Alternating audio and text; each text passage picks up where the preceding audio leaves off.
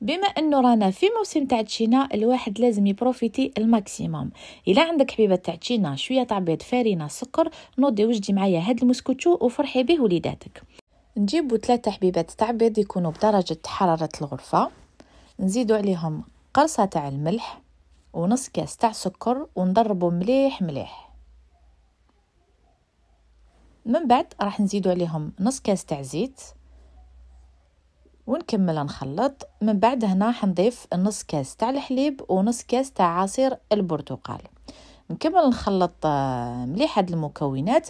من بعد نضيفوا النواشف. هنا عندي كاس الاول تاع الفارينه، زدت عليه 2 باكيات تاع خميره الحلويات ومغرف معمره تاع قشور البرتقال اللي راح يزيد ينكه لي المسكوتو تاعي. هنايا راح نزيدو نضيفوا الكاس الثاني تاع الفارينه. هنا الكاس الثالث ما درتوش كامل، يعني درت غير النص تاعو، سما خدالي 2 كيسان ونص. نتحصل على خليط يكون القوام تاعو مليح، يعني هنا يرجع لحساب النوعيه تاع الفارينه.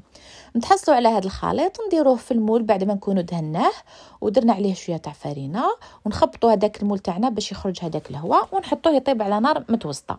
من جهه هنا خديت حبه تاع التشينا اللي كنت حنزين بها، نقطعها شرائح رقيقه ونحطها في كسرونه نكون درت فيها شويه تاع الماء، نلوحوا هذوك الشرائح تاعنا، نزيدوا عليها كميه تاع السكر. انا هنا درت غير كميه قليله باش نوري لكم، لانه المقطع راح لي كنت وجدتها كامل من الاول هكذا باش هذيك التشينا تاعي تطلق روحها، وهذيك الشربات اللي نتحصلوا عليها هي اللي حنشربوا بها المسكوتشو تاعنا.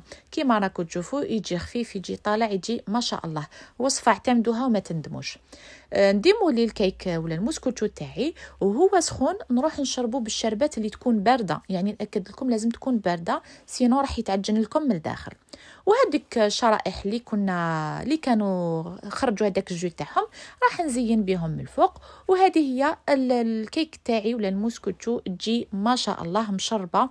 ان شاء الله تجربوها وترجعوا لي الخبر. ما بقى لي غنقول لكم تهلاو في روحكم، نتلاقاو ان شاء الله فيديو جديد مع وصفه جديده. مع السلامه.